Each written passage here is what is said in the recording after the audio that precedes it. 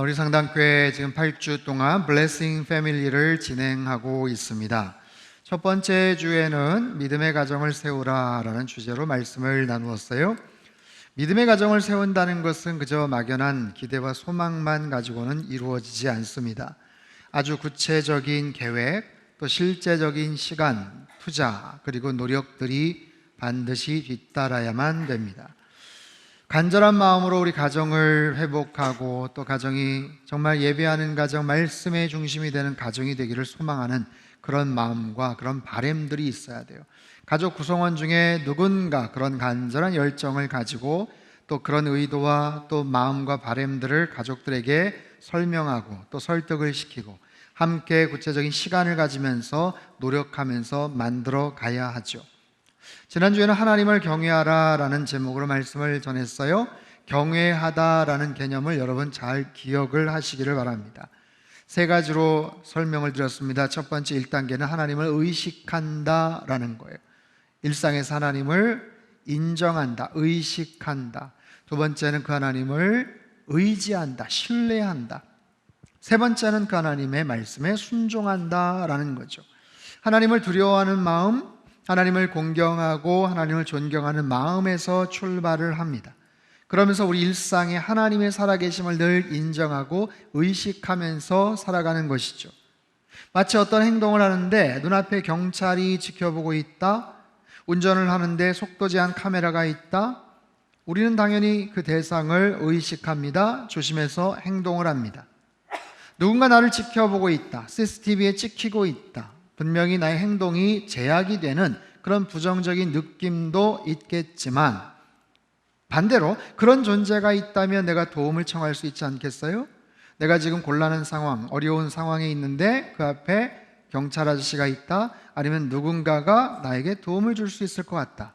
그러면 내가 그에게 뭔가를 의지하고 또 신뢰할 수 있는 그런 관계가 형성이 되는 것처럼 언제나 나를 지켜보시는 하나님, 언제나 나와 함께 하시는 하나님임을 내가 의식하고 인정하면서 살아간다면 힘들고 어려울 때 그 하나님 앞에 뭔가를 요청하고 의뢰하고 기도하고 그러면서 관계가 지속되어져 가는 것이죠. 그러다 보면 어느 순간 하나님께서 나에게 또 말씀하시는 게 있어요. 내가 일방적으로 구하고 요청하는 것만이 아니라 하나님께서 나에게 뭔가를 명령하실 때가 있더라. 그러면서 그 관계 속에서 더욱더 깊어지고 우리의 믿음의 지경이 확장되어 가는 것, 하나님을 경외한다는 전반적인 그런 개념입니다. 오늘 세 번째 시간, 말씀으로 중심을 잡으라 입니다. 여러분, 가정에 가훈이 있으시죠? 가장 중심된 말씀을 아마 가훈 쓰기 하면서 우리가 같이 아마 그렇게 잡고 살펴봤을 거예요. 대표적인 성경 구절이 뭔가? 우리 가정이, 우리 자녀들이 이런 삶을 살았으면 좋겠다, 우리 가정이 정말 이렇게 하나님을 잘 섬기면 좋겠다, 그런 마음에서 대표적인 성경 구절이나 가운들을 아마 생각을 했을 겁니다. 그것이 바로 우리의 가정의 중심이 되는 거예요. 그냥 근사하게 써놓고 끝나는 것이 아니라 그 말씀이 우리 삶 속에 계속해서 적용이 될 수 있도록, 계속해서 실천으로 연결이 될 수 있도록 우리가 생각하고 노력을 하는 거죠. 그리고 그 말씀을 통해서 우리는 하나님의 지혜를 배우고 경건한 가정이 되고 하나님이 기뻐하시는 그런 모습으로 살아가게 된다라는 겁니다. 오늘 본문 시편 19편의 저자는 다윗입니다. 전반부에서는요, 하나님 창조 세계에 대한 하나님의 영광을 노래하는 그런 대목들이 쭉 소개가 되고 7절부터는 하나님 말씀의 능력, 하나님 말씀에 담겨져 있는 그분의 위대하심, 그 놀라우신 성품을 노래하고 있어요. C.S. 루이스는 이 19편을 시편 가운데 가장 위대한 시이며 세상에서 가장 뛰어난 서정시다라고 극찬을 한 바가 있습니다. 이 하나님의 말씀의 특성이 뭔가, 또 거기에 대한 놀라운 그런 능력이 어떤 것인지를 차근차근 한번 살펴볼 텐데요, 우리 7절, 8절을 다시 한번 천천히 읽어보도록 하겠습니다. 시작. 여호와의 율법은 완전하여 영혼을 소성시키며 여호와의 증거는 확실하여 우둔한 자를 지혜롭게 하며 여호와의 교훈은 정직하여 마음을 기쁘게 하고 여호와의 계명은 순결하여 눈을 밝게 하시도다. 아멘. 하나님 말씀을 네 가지로 표현하고 있어요. 율법과 증거, 교훈과 계명. 잘 기억을 하십시오. 율법과 증거, 교훈과 계명입니다. 각각 다른 하나님 말씀의 특성에 대해서 그리고 효과에 대해서 설명을 한 거예요. 여러분, 우리도 법을 이야기할 때 어떤 법령, 거기에 대해서 규칙, 규례, 조례, 법규, 다양한 그런 세부적인 그런 사항들을 그렇게 낱낱이 열거를 하죠. 그런데 그 내용들을 사실 정확하게 구분을 짓는 게 그렇게 쉬운 것은 아니에요.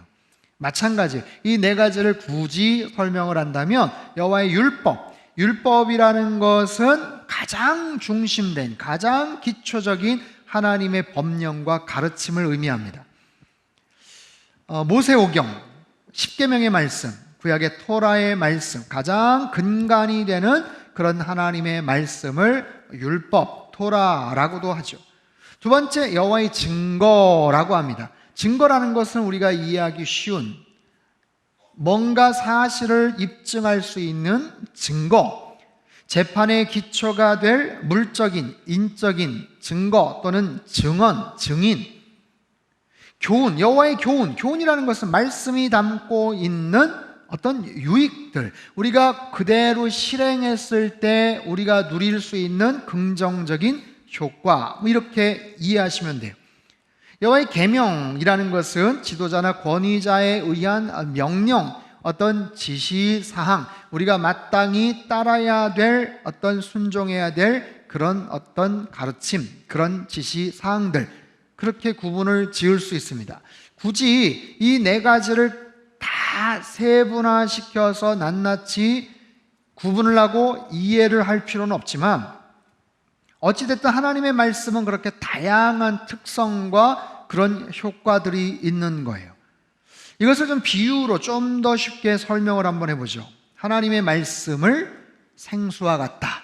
생수와 같은 하나님의 말씀, 빛과 같은 하나님의 말씀, 양식, 생명의 양식과 같은, 영혼의 양식과 같은 하나님의 말씀, 때로는 칼처럼 아주 날카롭고 예리한 그런 하나님의 말씀, 때로는 법전과 같은 규칙과 규례를 강조하는 그런 말씀, 이것이 다 하나님 말씀의 어떤 특성들, 거기에 따르는 그런 효과라고 볼 수가 있죠. 이 모든 내용들이 다 사실 하나님 말씀 안에 다 담겨져 있는 것이거든요. 그런데 이것을 우리가 정확하게 구분을 짓고 이해를 하고 지식적으로 마치 수학 공식을 외우듯이 아는 것, 그것도 중요하지만 사실 더 중요한 것은 뭐냐면 정말 그 말씀을 내가 체험했나, 그 말씀의 특징들을 내가 정말 실감한 적이 있는가라는 거예요. 이를테면 생수와 같은 말씀이라고 하는데, 그렇다면 그 말씀이 얼마나 시원한가, 얼마나 달콤한가. 내가 영적으로 정말 목말라 있었을 때 사슴이 시냇물을 찾아 헤매는 것처럼, 내가 그렇게 갈급하고 목말라 할 때 하나님의 말씀이 나의 영혼을 적시었더라, 해가람을 주었더라. 하나님의 말씀이 불과 같다라고 하는데 정말 그 불처럼 내 심령 안에 확 들어와서 나를 뜨겁게 하고 내 마음을 활활 타오르게 했던 그런 경험이 있는가? 하나님의 말씀이 칼처럼 예리하다고 하는데, 정말 심령골수를 찔러 쪼갠다고 하는데, 내가 하나님 앞에 불순종하고 세상 속에서 세상의 죄악 가운데 버타면서 살 그런 상황 속에 그 하나님의 말씀이 나의 심령을, 폐부를 찔러서 나에게 아픔을 주고 나를 다시 하나님께서 원하시는 그런 삶의 자리로 인도하셨던 그런 경험이 있는가? 여러분, 이런 하나님의 다양한 말씀에 대해서 우리는 지식적으로도 알아야 되지만 사실은 삶에서 이 특징과 효과에 대해서 경험을 할 수 있어야 돼요. 머리로 아는 것과 삶 속에서 체득된 그 경험된 그 하나님의 말씀이 동시에 이루어질 때 간절하게 우리는 그 하나님의 말씀을 사모하는 거죠. 누가 시키지 않아도, 누가 뭐라고 이렇게 강조하지 않아도 자연스럽게 그 하나님의 말씀을 사모하고 그 하나님의 말씀이 얼마나 소중한지를 우리가 깨닫게 되는 것. 그리고 그 말씀을 중심으로 나의 삶을 살아가게 된다라는 거예요. 자, 그렇다면 이 말씀의 특징, 그 효력이 어떤 것인지를 차근차근 살펴보죠. 네 가지를 살펴볼 텐데, 첫 번째, 여호와의 율법은 완전하여 영혼을 소성시키며. 한번 같이 읽어볼까요? 시작. 여호와의 율법은 완전하여 영혼을 소성시키며. 완전하다, 온전하다라는 거예요. 아무런 결함이 없다. 더 이상 추가할 것도 없다. 필요한 것이 다 있다. 여러분, 하나님 말씀 안에 무슨 결함이 있겠습니까? 하나님 말씀에 무슨 오류나 모순이나 하자가 있겠습니까? 한 사회, 한 공동체, 한 국가의 법률이라는 것은 때로는 누군가에게 불합리하게 적용될 수 있어요. 굉장히 오랫동안 심사숙고를 해서 제정을 했지만 그럼에도 불구하고 시행을 해나가는 과정에 보니까 이렇게 불리한 사람들이 있구나, 여기에 정말 저촉이 되지 못하는 그런 사람들도 있구나. 그러면 바꿔야죠. 개정을 해야죠. 시대가 바뀌고 세월이 지나가면 수정이 불가피한 그런 부분도 발생을 합니다. 하지만 하나님의 율법, 하나님의 말씀이라는 것은 완전하여서 우리의 영혼을 소성시킨다. 약으로 비유하자면 만병통치약인 거예요. 만병통치약. 그 약만 먹으면 낫는 거예요. 이 약을 한번 잡숴봐, 낫는 거예요. 그냥 바르면 다 낫는 거예요. 예외가 없어요. 부작용도 없어요. 그냥 100% 그냥 치유가 되는 거예요. 완벽한 거예요. 여러분, 영혼을 소생시킨대요. 내 영혼을 소생시킬 수 있는 방법이 없어요. 나의 전인적인 모든 부분들이 살아서 역사하는 거, 하나님의 말씀이 들어가는 거, 하나님의 생명의 기운이, 그 호흡이 우리 안에 들어올 때 내가 숨을 쉬고 내가 이제 좀 살 것 같다 라고 할 수 있는 거죠. 지난 수요일 날 러시아 블라디보스톡에 사역하셨던 원일선 이미경 선교사님 모셔서 이 자리에서 간증 설교를 하셨어요. 지난 7월 달에 코로나 확진 판정을 받고 러시아 병원에 가서 치료를 받으셨습니다. 근데 사실 병원에 가시는 그 과정, 그 부분은 많이 이야기를 못 하셨지만 그 자체도 기적이에요. 거기서 병원을 그렇게 간다는 것 자체가 굉장히 어렵습니다. 처음에 아내 되시는 이미경 선교사님이 병원에 가셔서 치료를 받으셨지만 남편 되시는 분 뒤늦게 확진 판정을, 어디에 가서 그냥 증상으로만 아는 거예요. 증상으로 어디 가서 공식적으로 판정을 받아야 되는데 그거 자체도 어려운 거예요. 그리고 작년에 한번 걸리셨대요. 그러니까 긴가민가 하면서도 괜찮겠거니 하면서 그냥 버티시면 일주일을 그냥 그 집에서 정말 죽기 직전까지 버티다가 블라디보스톡 영사분의 도움을 받아서 겨우 그 병원에 자리가 나서 들어간 겁니다. 숨을 못 쉬는 거예요. 근데 들어가서 산소 호흡기 가서 치료를 받고 도움을 받고 병원에 들어가서 치료를 받을 수 있었지만 조금 회복이 되는가 싶더니 약을 처방받으니까 부작용이 막 나오는 거예요. 극심한 알레르기, 극심한 가려움증. 그래서 중단도 했다가 끊었다가 중단도 했다가 끊었다가 폐 손상이 막 계속 이루어지니까 에어 앰뷸런스를 정말 띄워야 되냐 말아야 되냐 하는 그런 극한 상황에 도달을 했었는데 선교사님이 그냥 하나님 앞에, 하나님 부르셔서 여기까지 왔으니 하나님께서 책임지실 거 아닌가 하면서 굉장히 무모한 좀 약간 배짱 같은 그런 믿음을 가지고 그냥 버티셨어요. 기도하면서 정말 전 세계 많은 분들이 기도해 주시고 그렇게 하나님 앞에 간구하여서 정말 기적과 같이 회복이 되시고 그렇게 건강에 무사하게 한국에 와서 지금 치료를 받고 또 이곳에 와서 말씀까지 전하게 되셨어요. 이야기를 들으면서 여러분, 가장 간단한 겁니다. 마음 편하게 숨을 쉴 수 있다는 것이 행복이에요. 여러분, 숨을 쉴 수 있다는 거, 지금 물론 마스크를 쓰고 불편함은 있지만 그래도 숨을 쉬는데 그렇게 어렵거나 고통스러운 건 아니잖아요. 하지만 죽음이라는 것은 다른 게 아닙니다. 죽음이라는 건 다른 데가 아파서 우리가 죽는 게 아니라 자가 호흡이 끊어지는 순간 죽는 거예요. 다른 장기나 다른 기관들이 멀쩡하고 튼튼해도 호흡을 못하면 죽는 거예요. 영적도 마찬가지. 영적인 호흡이 중단이 되거나 왔다 갔다 하거나 불안정하거나 그럼 우리의 심령이 죽는 거예요. 그런데 하나님의 그 말씀이, 완전한 그 하나님의 율법의 말씀이 우리의 심령을 소생시키고 우리의 영혼을 소생시킨다. 여러분 어떠세요? 여러분 영적으로 건강하십니까? 영적으로 호흡을 잘하고 계십니까? 축농증으로 코가 한쪽이 막혀도 숨을 쉬지 못해서 답답한데 영혼의 호흡을 못하고 있다면, 오래전부터 내가 영적으로 뭔가 갈급하고 답답한 상황에 살고 있다. 얼마나 힘들겠어요. 여러분, 하나님의 말씀으로 우리를 호흡케 하시고 우리를 살려주신 하나님이신 줄로 믿습니다. 이 하나님의 말씀, 영적인 하나님의 말씀을 늘 읽고 묵상하고 이 말씀을 의미들을 생각하는 거예요. 나의 심령 깊숙한 곳으로 드리워지도록 시간을 갖고 하나님의 말씀을 곰곰이 묵상하면서 그 말씀대로 순종하며 살아갈 때 다시 자가 호흡이 시작이 되는 거예요. 영적인 호흡이 다시 시작이 되는 거예요. 그럴 때 우리의 영혼이 살고 우리의 육체적으로 강건해지는 놀라운 은혜와 역사가 있게 된 줄 믿습니다. 두 번째는요, 여호와의 증거는 확실하여 우둔한 자를 지혜롭게 하며. 같이 한번 읽어볼까요? 시작. 여호와의 증거는 확실하여 지혜롭게 하며. 확실하다라는 것은 믿을만하다라는 뜻입니다. 증거는 확실하다, 증거는 믿을만하다. 여러분, 증거를 채택했는데, 증인을 세웠는데 살짝 긴가민가한 거예요. 지난번 얘기랑 오늘 얘기랑 조금 다른 거예요. 왔다 갔다 하는 거예요. 그러면 불안하죠. 오히려 그 증언이 자신에게 더 불리하게 작용이 될 수 있어요. 여러분, 증거라는 것은 확실해야 됩니다.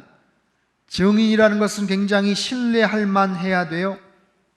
토마스 이클리의 약속을 주장하는 기도라는 책에 보면 이런 대목이 나와요. 하나님의 약속은 언제나 신뢰할 만합니다.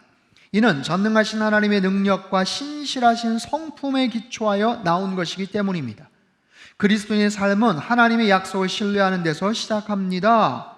하나님의 약속이 언제나 신뢰할 만하다, 믿을 만하다. 왜냐하면 전능하신 하나님의 능력과 그 하나님의 성품에 기초한 것이기 때문에 우리들은 하나님의 약속, 그 말씀을 믿지만 말씀을 하신 분의 성품과 그분의 능력을 믿는 거예요. 여러분, 그분의 말씀이 우리에게 증거가 되고 약속이 되는데요, 그래서 우둔한 자를 지혜롭게 한대요. 지혜롭게 한다는 것, 공부를 많이 하고 경험을 통해서도 지혜를 얻습니다. 하지만 지식이 많다고 반드시 지혜로운 것 아니에요. 경험이 많다고 오히려 교만해질 수도 있어요. 누구든 마찬가지입니다. 하나님의 말씀을 통해서 세상을 바라보지를 못한다면, 하나님의 말씀을 통해서 자기 자신을 비추어 보지를 못한다면 절대로 참된 지혜자라고 말할 수가 없어요. 온 천지를 창조하시고 우주를 경영하시는 그 하나님, 그분이 하신 가장 확실하고 분명한 그 말씀이 우리에게 증인이 되고 증언이 되고 증거가 되는 거예요. 우리에게 깨닫게 해주는 거예요. 분명한 확실한 그런 언약의 말씀으로 우리에게 깨닫게 해주는 거예요. 내가 누군지를 아는 거예요. 하나님이 어떤 분이신지를 아는 거예요. 인간이 얼마나 작고 연약한 존재인지를 아는 거예요. 하나님이 얼마나 높고 위대하신 분인지를 우리에게 깨우쳐주는 거예요. 반면에 인간이 얼마나 소중하고 존귀한 존재인지도 우리에게 가르쳐 주셔요. 하나님께서 그 인간을 위해서, 우리 자신을 위해서 어떤 위대한 일을 행하셨는지도 가르쳐 주셔요. 여러분, 우리 자신이 귀한 존재라는 것을 아십니까? 우리 한 사람 한 사람이 굉장히 소중하고 존귀한 존재라는 것을 아세요? 여러분, 옆에 계신 분들이 다 소중하고 존귀한 분이시라는 걸 아십니까? 한번 옆에 한번 보세요. 누가 앉았는지. 네, 썰렁하네요. 한번 인사 한번 할까요? 옆에 앉게 돼서 영광입니다. 여러분, 우리 한 사람 한 사람은 각자의 삶 속에서 귀한 자녀들로, 부모님에게 귀한 자식들로 이렇게 커나갔겠지만 우리들이 얼마나 귀한 존재인지를 가르쳐주는 것이 바로 교회예요. 교회 안에서, 교회를 통해서 내가 얼마나 존귀한 존재인지.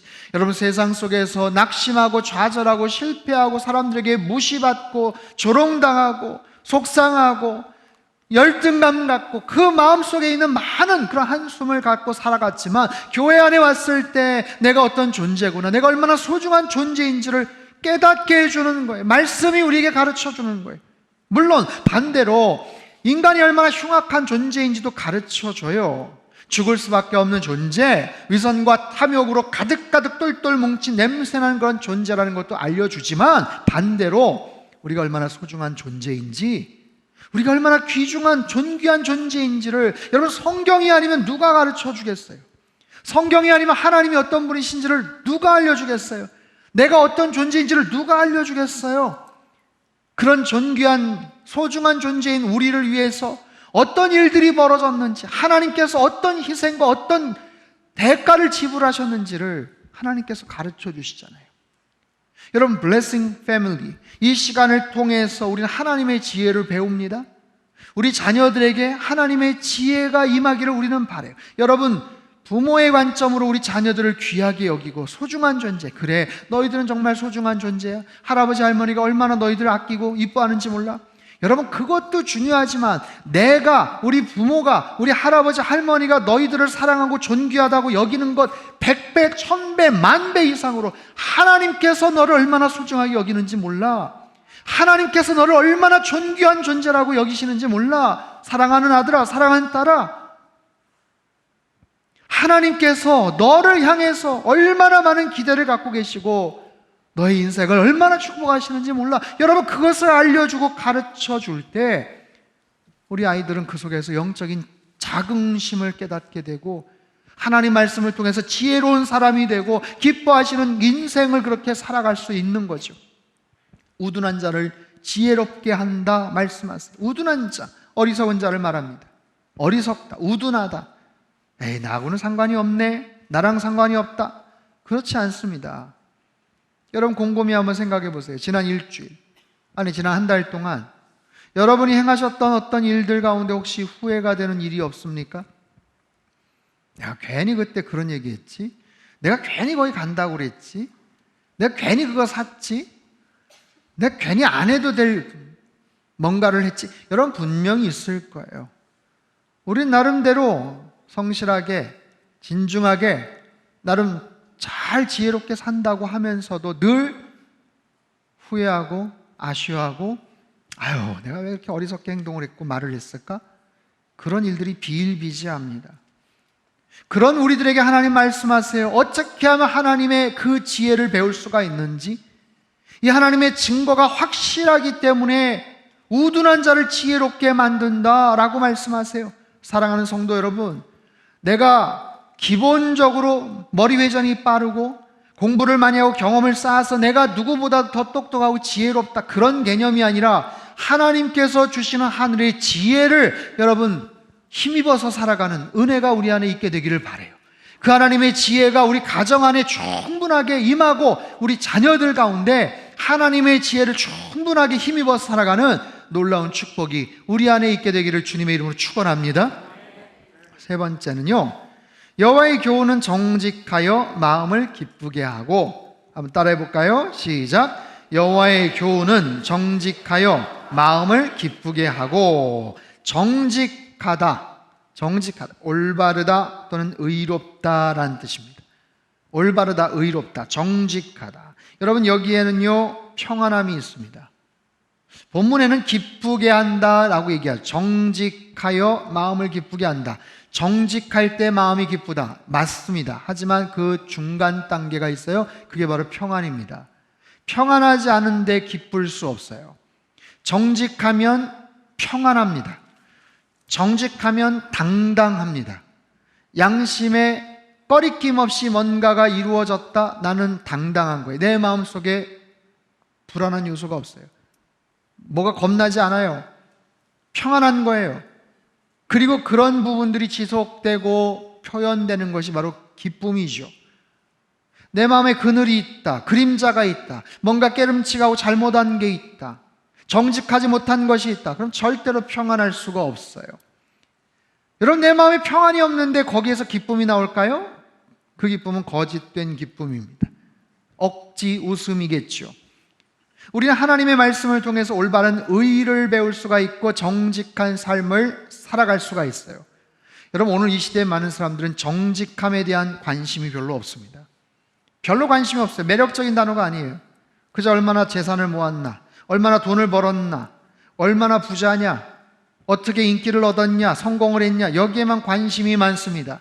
그 과정 속에서 얼마나 많은 실수를 했나, 얼마나 많은 과오를 저질렀나, 얼마나 많은 죄를 지었나, 불의한 의도적인 행동들을 많이 했나, 이 모든 것 관심이 별로 없어요.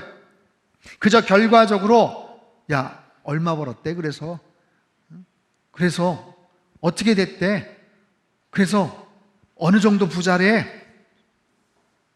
여러분, 그런 부분에만 관심을 갖죠. 그리고 나서 손을 치켜 세우고 대단하다, 와, 성공했다, 야, 잘 나간다. 하지만 여러분, 하나님의 관심은, 성경은 정직한 사람, 의로운 사람이 누군가, 하나님을 경외하는 사람이 누군가, 거기에 관심이 있어요. 그리고 그런 사람들이 복된 사람이라고 하세요. 그게 좀 답답해 보이고 그게 좀 느리게 가는 것 같아도 그런 사람들이 결과적으로는 행복한 삶을 누리고 부도 축적하고 사람들에게 존경을 받고 정말 성공한 인생으로 살아가게 될 것이다 라고 말씀을 하세요. 얼마나 신실하고 정직하냐, 여러분, 그럴 때 하나님이 주시는 내적인 평강이 있습니다. 양심이 말하는 당당함이 있죠. 그럴 때 우리는 평안하고 기뻐할 수가 있는 거예요. A.W. 토저 목사님의 말씀이 힘이다 라는 책을 보면 이런 비유가 나옵니다. 제가 한번 읽어보죠. 피아노엔 흰색 건반이 52개, 검은색이 36개, 도합 88개, 88개의 건반이 있다. 이 건반을 이용해서 죽음을 주제로 한 섬뜩한 곡을 연주해 우울증을 심화시킬 수도 있고 불멸의 삶을 노래하는 승리의 찬가를 연주할 수도 있다. 피아노에서 어떤 곡이 흘러나오는 것은 88개 건반을 치는 사람에 의해 좌우된다. 거기에 앉은 사람이 그 악기가 만들어낼 음악을 결정한다. 내 마음이 어떠하냐에 따라서 어두운 음악이 나올 수도 있고 밝고 경쾌한 음악이 연주가 될 수도 있어요. 내 마음이 평온하냐, 내 마음이 지금 완전히 폭풍전야와 같은 그런 상태냐, 거기에 따라서 연주하는 내용이나 또 그런 여러 가지 모습들이 달라지게 되죠. 언제나 우리의 내면을 하나님께서 보시기에 의롭고 정직한 모습으로 만들어 나가야 돼요. 그렇지 않은 상태에서 정말 너무너무 불안하고 요동치는 그런 상황에서 아무리 겉으로 안 그런 척 표정을 하고 뭔가를 해도 거기에는 분명히 그런 여러 가지 어두운 그림자가 묻어날 겁니다. 여러분, 우리 심령을 한번 들여다보십시오. 여러분의 내면을 종종 들여다볼 기회가 있어야 돼요. 매일 거울만 보시지 말고 나의 내면을 말씀을 통해서 늘 들여다볼 수 있어야 돼. 나의 심령이 어떤가? 나의 내면이 잘 정돈되었나? 왜 계속해서 그 쓰레기 같은 온갖 지저분하고 불필요한 것들이 계속해서 엉켜져 있나? 왜 나는 그것을 버리지를 못하나? 왜 그런 생각들, 쓸데없는 오해와 상한 감정들이 계속해서 있게 그냥 내버려 두나? 그거 잘 정리해야 될 거 아니에요? 어떻게든 치워야 될 거 아니에요? 뽑아내야 될 거 아니에요? 그런데 그러지 못하고 내버려 둘 때 그 안에서 냄새도 나고 계속해서 쓴물과 아픔들이 계속해서 느껴지는 거예요. 그래서 나의 내면을 늘 들여다보고 청결하고 아름다운 모습으로 늘 정돈하는 것, 의롭고 정직하게 하나님 앞과 어떤 사람 앞에서 부끄럽지 않은 모습으로 만들어내는 것, 그리고 나서는 하나님의 말씀을 늘 채워나가는 거죠. 생명과 위로의 말씀, 소망과 능력의 말씀을 채워나가는 거예요. 능력의 말씀이 들어갈 때 우리는 힘이 나는 거예요. 여러분, 얼마나 무력하고 얼마나 답답한 그런 시간들을 우리는 보내고 있습니까? 하지만 몸이 다운이 되고 힘들 때 가서 링거를 맞고 비타민 주사를 맞으면 몸이 좀 이렇게 개운해지는 그런 현상이 있잖아요. 마찬가지, 하나님의 말씀을 주사를 맞는 것처럼, 투여를 받는 것처럼, 그럴 때 소망과 능력의 말씀, 우리 자녀들을 향한 축복의 말씀이 흘러나오는 거예요. 우리 자녀들을 향한 소망과 비전의 말씀이 나오는 거예요. 그러면서 나의 내면이 어떤 것으로도 흔들리지 않는 중심이 묵직한 정말 그런 모습으로 하나님 말씀으로 채워나가는 거죠. 그럴 때 우리 안에는 하나님의 평강이 임하는 거예요. 하나님의 평강, 하나님의 기쁨, 그 속에서 자연스럽게 찬양의 고백이 흘러나오죠. 감사의 노래가 흘러나오는 거예요. 나의 마음이 평안하기 때문에. 이건 외부에서 오는 게 아니에요. 위로부터 오시는, 아니 나의 내면에 솟구치는 하나님의 평강, 하나님의 마음들, 우리가 좋아하는 찬양이 있죠. 내 영혼의 그 깊은 데서 맑은 가락이 울려나네. 하늘 곡조가 언제나 흘러나와 내 영혼을 평안해. 같이 부를까요? 평화 평화로다. 하늘 위에서 내려오네. 그 사랑의 물결이 영원토록 내 영혼을 덮으소서. 아멘. 이런 하나님의 놀라운 평강과 하늘의 지혜가 충만하시기를 주님의 이름으로 축원합니다. 마지막 네 번째는 여호와의 계명은 순결하여 눈을 밝게 하시도다 입니다. 같이 한번 읽어볼까요? 시작. 여호와의 계명은 순결하여 눈을 밝게 하시도다. 아멘. 여러분, 이 네 가지 종류의 이 다양한 그런 하나님 말씀과 그 능력들 잘 기억을 하십시오. 오늘 블레싱 패밀리 미션으로 사실 드렸어요. 조금 복잡하고 어려울 수 있어서 좀 고민은 했지만 우리 목사님들하고 상의를 하면서 그래도 너무너무 중요한 말씀이기에 여러분 이 말씀을 계속해서 묵상하면서 아예 암송을 하면 좋겠어요. 순결하다. 하나님의 계명은 순결하다. 순결하다는 것은 깨끗하다, 맑다, 혼잡스럽거나 더러운 것이 전혀 없다라는 거예요. 요즘 카페에서 과일 주스를 시키면요, 다른 거 넣지 않고 과일만을 넣어서 짜주는 주스를 먹을 수도 있어요. 물도 넣지 않아요. 정말 순도 100%의 그런 과일 음료를 맛볼 수가 있죠. 여러분, 순도 100%라는 것은 다른 어떤 이물질이나 다른 어떤 것들이 들어가지 않는다라는 겁니다. 그런데 보세요. 자동차 기름을 넣었는데 물을 섞어서 넣었다? 어떻게 될까요? 맛있게 고기를 먹었는데 나중에 알고 봤더니 거기에 다른 것들을 슬쩍 섞었다더라? 그럴 일은 없겠지만 내가 수혈을 받았는데 피가 100%가 아니라 다른 색소의 물감 같은 게 거기 들어가 있다? 여러분 상상할 수가 없겠죠. 여러분, 이처럼 순결하다라는 것, 더러운 것이 없고 얼룩이나 어른어른거리는 그림자가 없는 것, 순결하신 하나님의 말씀은 우리의 눈을 밝게 만들어요. 이게 어떻게 가능할까요? 여러분, 계명을 듣고 우리가 순종하게 되면, 그 순결하신 하나님의 말씀을 따라서 우리가 살아가게 되면 우리가 조금씩 선과 악을 정확하게 구분을 합니다. 무엇이 옳고 무엇이 그른지를 알게 됩니다. 무엇이 우선순위고 나중에 해도 될 일인지를 알게 됩니다. 무엇이 하나님의 뜻이고 무엇이 내 개인적인 욕심이 있었구나라는 것도 알게 됩니다. 내 삶 속의 어두운 부분과 밝은 부분, 정리해야 될 영역과 아니면 간직해야 될 것들도 구분할 줄 알게 됩니다. 여러분, 그러면 자연스럽게 지혜로운 사람이 되는 거예요. 시간을 허비하지 않습니다. 돈을 함부로 쓰지 않습니다. 정말 소중하고 올바르고 하나님이 기뻐하시는 곳에 나의 모든 것들을 내어드리게 되니 자연스럽게 눈이 밝아지고 지혜를 얻고 그런 모습으로 나의 중심을 채워가는 거예요.